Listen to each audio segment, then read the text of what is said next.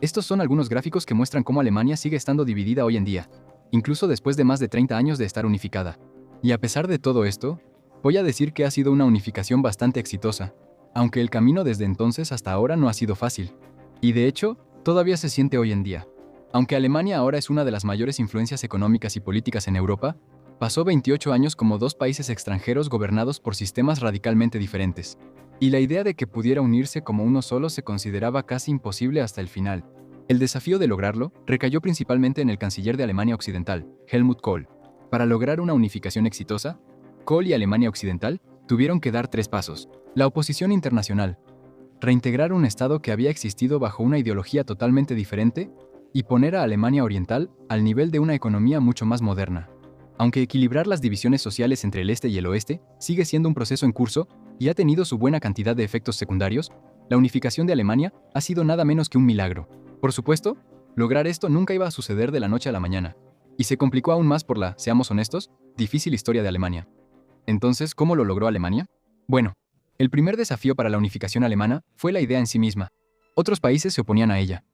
Y aunque pueda parecer extraño que las potencias occidentales de la OTAN se opusieran al fin de un régimen comunista en Europa, ayuda a retroceder aún más, incluso antes de la Guerra Fría, para entender por qué no todos tenían prisa por ver la disolución inmediata de Alemania Oriental. En los años posteriores a ambas guerras mundiales, los recuerdos de la destrucción desatada en el continente europeo por una Alemania unida bajo el mando del Kaiser Guillermo II y después Adolf Hitler seguían frescos. Después de derrotar a los nazis en 1945, las fuerzas aliadas se enfrentaron a un dilema sobre qué hacer con Alemania. Así que Estados Unidos, Gran Bretaña, Francia y la Unión Soviética dividieron Alemania en zonas de ocupación, basándose en los acuerdos alcanzados en la Conferencia de Yalta. Su creencia compartida era que bajo ninguna circunstancia Alemania podía iniciar otra guerra, pero no estaban de acuerdo en cómo lograrlo exactamente. Se llegó a una especie de conclusión en el Acuerdo de Potsdam de agosto de 1945. Los gobiernos aliados acordaron compartir la soberanía sobre Alemania mientras mantenían jurisdicción sobre sus zonas, mientras se discutía una solución a largo plazo. Pero en esta etapa, la diplomacia se había deteriorado seriamente entre los estadounidenses y los soviéticos, y las zonas en que se dividió Alemania se convirtieron en un punto crítico al inicio de la Guerra Fría. Alemania quedó dividida en dos estados según quién ocupaba cada zona. En lo que eran las zonas estadounidense, británica y francesa, se fundó la República Federal de Alemania Capitalista en mayo de 1949, más conocida como Alemania Occidental. Alemania Occidental fue impulsada con ayuda estadounidense y se convirtió en una de las naciones más desarrolladas de Europa. Mientras tanto, las zonas soviéticas se convirtieron en Alemania Oriental en octubre de ese año, o más precisamente, la República Democrática Alemana Socialista, o RDA para abreviar. A pesar del nombre, la RDA no era realmente una democracia, y existía bajo un régimen autoritario de partido único, encabezado por el Partido Socialista Unificado. La partición se hizo especialmente evidente en la histórica capital, Berlín, que también fue dividida entre los aliados pero estaba enclavada dentro de la zona soviética. El líder soviético Iósif Stalin intentó forzar a Occidente a retirar la ayuda económica a Berlín Occidental y a expandir la nueva moneda alemana occidental, el marco alemán, cortando el suministro de combustible y alimentos a la ciudad en 1948. Pero esto sirvió para aumentar el apoyo estadounidense a Alemania Occidental. Berlín fue entonces dividida en dos después de que los rusos construyeran el muro de Berlín en 1969 para evitar que la gente se fuera al occidente. Cerrado por barreras físicas que atravesaban Berlín y toda Alemania, el este existía como un estado satélite soviético, con su población políticamente reprimida y vigilada de cerca por fuerzas de seguridad como la Stasi. Mientras tanto, Alemania Occidental abrió su país y buscó dejar atrás la era nazi reconstruyendo las relaciones internacionales y uniéndose a la OTAN. El muro se mantuvo como un símbolo brutal de la Guerra Fría durante casi 30 años, manteniendo esencialmente a los orientales como prisioneros, mientras ambas mitades de Alemania se desarrollaban en estados nacionales distintos con sus propios sistemas y actitudes sociales. Aunque Alemania Oriental y Occidental establecieron relaciones más amistosas, en 1974, la unificación de Alemania era más una visión idealista, resumida por el discurso de Ronald Reagan, derribe este muro, en 1987. Pero la situación estaba cambiando a principios de los años 80, ya que la Unión Soviética entró en una recesión financiera y redujo su influencia sobre Europa del Este al quedar atrapada en una costosa guerra en Afganistán. Sabiendo que se necesitaba una solución, el líder soviético Mikhail Gorbachev permitió algunas reformas dentro de la Unión Soviética y esperaba que los líderes de Europa del Este las copiaran. Pero el líder de Alemania Oriental, Erich Honecker, se negó y estas reformas solo empoderaron las protestas a favor de la democracia y la independencia dentro del bloque del Este controlado por los soviéticos. Las demandas de cambio crecieron en Alemania Oriental en 1989, con sus ciudadanos realizando protestas silenciosas, exigiendo más libertades y derechos, incluyendo el derecho a viajar al oeste. Los alemanes orientales comenzaron a abandonar el país para buscar asilo en Alemania Occidental después de que los países vecinos, Hungría y Checoslovaquia, se separaron de Moscú y desmantelaron sus fronteras. Para este momento, el gobierno de Alemania Oriental sabía que estaba en problemas, enfrentando tanto un éxodo como una posible revuelta de la población. Finalmente, acordaron abrir el muro el 9 de noviembre de 1989, relajando todas las restricciones fronterizas hacia Alemania Occidental. Por supuesto, esto fue seguido por las famosas escenas de los ciudadanos de Berlín demoliendo el muro con sus propias manos. El fin del muro también colapsó el control del Partido de la Unidad Socialista sobre el poder. Un mes después, el Parlamento de la RDA eliminó la cláusula de la Constitución de Alemania Oriental que declaraba al país como un Estado socialista de partido único. Pero la unificación no era algo seguro a pesar del fin de la guerra, ya que el colapso del gobierno de Alemania Oriental tomó por sorpresa a Alemania Occidental. 6 semanas después de que se abrió el muro, Helmut Kohl visitó Alemania Oriental y fue recibido con manifestaciones masivas que pedían una Alemania unificada. La visita convenció a Helmut Kohl de que había llegado el momento de unificar Alemania. Pero la oposición extranjera a la idea no había desaparecido, ni siquiera durante la Guerra Fría. La primera ministra británica, Margaret Thatcher, y el presidente francés François Mitterrand estaban preocupados de que una Alemania unificada intentara nuevamente dominar Europa por la fuerza. Aunque era una anticomunista declarada, Margaret Thatcher había vivido el Blitz durante su infancia, y su familia había dado refugio a refugiados judíos durante la guerra. El país de François Mitterrand había sido invadido por Alemania 2 veces, y él temía que un nuevo Estado alemán superara política y económicamente a Francia. Pero Helmut Kohl encontró ayuda en un aliado poderoso, el presidente de Estados Unidos, George H.W. Bush. Estados Unidos no se sentía tan amenazado por una Alemania unificada debido a la distancia geográfica, y Bush rápidamente aprovechó la oportunidad para apoyar la unificación, sabiendo que eso le quitaría territorio a la URSS y permitiría que la OTAN tuviera más influencia.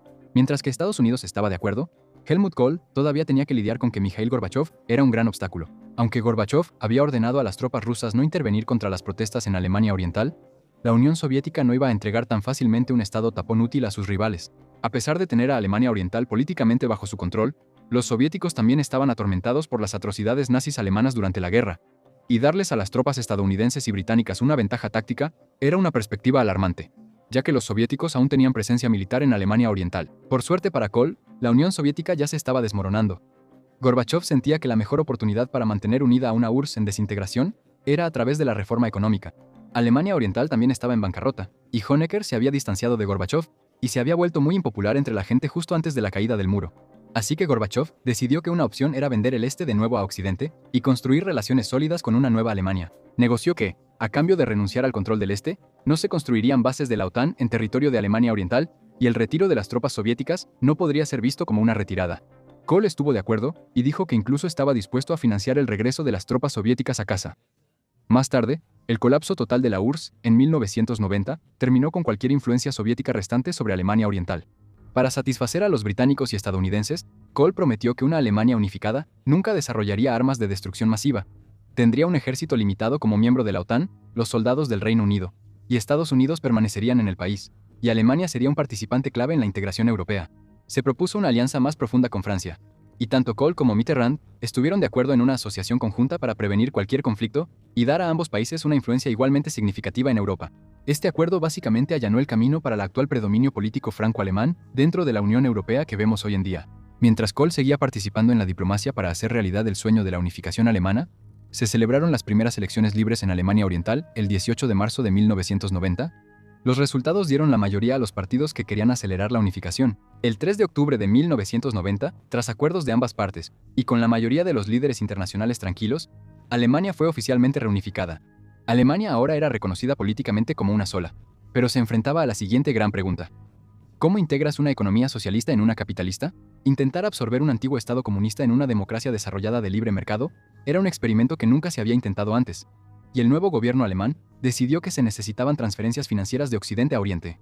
Durante los siguientes 30 años, el gobierno alemán invirtió alrededor de 2 billones de euros en Alemania Oriental para llevar su economía e infraestructura al mismo nivel que el oeste.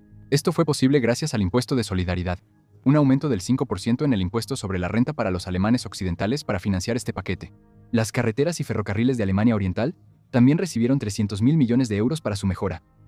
Pero es justo decir que, incluso con la ayuda financiera, algunas políticas de unificación tuvieron consecuencias no previstas. El gobierno alemán cambió el marco de Alemania Oriental por el más fuerte marco alemán a una tasa de 1:1. Los ahorros en el este de repente valieron mucho más, pero esto también aumentó la presión sobre las empresas estatales de Alemania Oriental. ya que sus productos se volvieron más caros y no deseados por los consumidores, quienes podían comprar artículos de mejor calidad del oeste. Más de 14.000 empresas de Alemania Oriental fueron privatizadas, pero muchas pronto tuvieron dificultades y cerraron. Y con el empleo más difícil de encontrar, más de 2 millones de alemanes orientales emigraron al oeste después de la unificación. Las finanzas eran un asunto, pero Alemania también se encontró enfrentando algo nuevo: el impacto psicológico de la unificación. Bajo el socialismo, la sociedad de Alemania Oriental promovía la idea de igualdad y el derecho al trabajo con un consumismo básico, mientras que el oeste capitalista ponía énfasis en la diversidad económica y la libertad personal.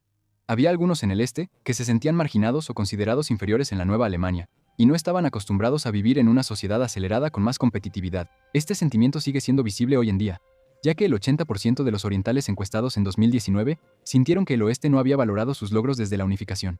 El sentimiento de rezagados, entre comillas, fue reconocido por la canciller Angela Merkel en 2019, cuando mencionó una encuesta que decía que poco más de la mitad de los alemanes del este se sentían como ciudadanos de segunda clase y que aún quedaba trabajo por hacer. Pero desde 1997, el gobierno alemán ha mantenido registros anuales para monitorear el progreso del este alemán y examinar qué cambios deben hacerse. Y de hecho, ha habido desarrollos positivos desde la unificación. Por ejemplo, el 88% de los alemanes del este sintieron que la calidad de vida había mejorado en cuanto a la disponibilidad de bienes y servicios, y otros consideran que la calidad de vida ha mejorado enormemente en las últimas 2 décadas. En promedio, los salarios han seguido aumentando en Alemania del Este, y para 2020 eran el 90% de los salarios en el oeste. La remigración hacia el este también ha aumentado, con ciudades del antiguo este alemán como Leipzig, Dresde y Chemnitz viendo crecer sus poblaciones. De hecho, en 2015-2017, Alemania del Este registró ganancias netas de migración interna por primera vez desde la reunificación. También es increíble cuando consideramos que en 1990 el PIB de Alemania del Este era solo el 43% del PIB del Oeste, pero para 2018 había aumentado al 75%. Como el impuesto de solidaridad fue abolido para la mayoría de los alemanes en 2021, se están explorando formas nuevas y más innovadoras para seguir cerrando las brechas finales. En enero de 2020, el gobierno alemán estableció un nuevo sistema de financiamiento para ayudar a las partes subdesarrolladas del país y ha ofrecido incentivos fiscales para que los dueños de nuevas empresas se muden al este. Con el paso del tiempo, parece probable que estas diferencias entre las dos mitades de Alemania sean cada vez menores. Realísticamente, equilibrar completamente el este y el oeste de Alemania como iguales iba a ser imposible en un periodo de tiempo relativamente corto, especialmente cuando vemos las marcadas diferencias ideológicas y sociales entre las dos Alemanias. Y se necesitaban políticas pragmáticas, más que utópicas, para lograr esto. Pero considerando la enormidad de la tarea y la reputación de Alemania como una nación fuerte y estable en la actualidad, la unificación ha sido un éxito. Gracias por ver el video.